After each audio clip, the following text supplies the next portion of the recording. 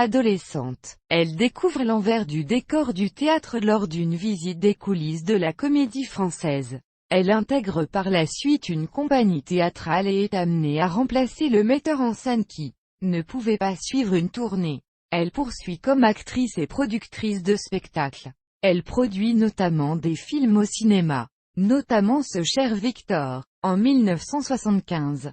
Premier film de Robin Davis avec Bernard Blier, Jacques Dufilot et Alida Valli. Retenue en sélection officielle du Festival de Cannes 1975. Elle soutient des projets sur des thèmes peu traités au cinéma comme La triche de Yannick Bellon, sur la bisexualité masculine. Mais dans la même période, René Sanselme et son épouse, qui dirige le théâtre d'Aunoué et la Comédie Caumartin, la sollicitent pour travailler à leur côté à l'administration de leur salle et, en 1980, à leur direction. La Comédie Caumartin est un lieu de spectacle créé tout au début du siècle, dès 1901, et qui a plusieurs fois été amené à fermer ses portes, s'inscrivant dans la tradition de ce lieu, consacré en bonne partie au théâtre de boulevard et à l'humour. Elle y monte en particulier Revient dormir à l'Élysée, qui reste à l'affiche 9 saisons. Elle y fait débuter également des humoristes,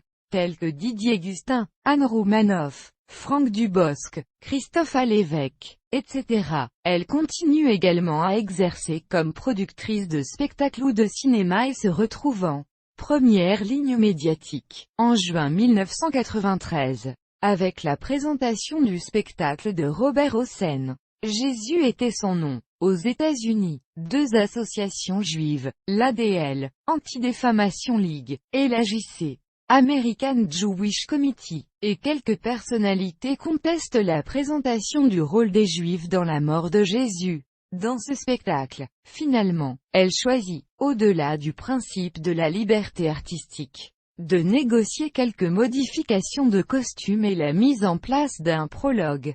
Cette même année 1993, elle reprend également la direction du théâtre Mogador qui allait fermer. Elle met en place une programmation de spectacles musicaux populaires. Elle y présente, par exemple, Cabaret, dans la mise en scène de Jérôme Savary avec Didi Bridgewater et Marc Lavoine. La Belle de Cadix de Francis Lopez. Chorus Lin, la troupe de danse Alvin Ailey American Dance Theater. My Fair Lady avec Richard Chamberlain, Starmania, R, ou encore L'Auberge du Cheval Blanc, ainsi qu'une autre reprise, La Cage aux Folles, dans une adaptation d'Alain Marcel, qui ne rencontre pas le succès escompté. Elle en quitte la direction en 1999. En 1997, elle publie un livre, La vie se gagne, racontant son combat contre le cancer, mené tout en continuant à exercer ses activités.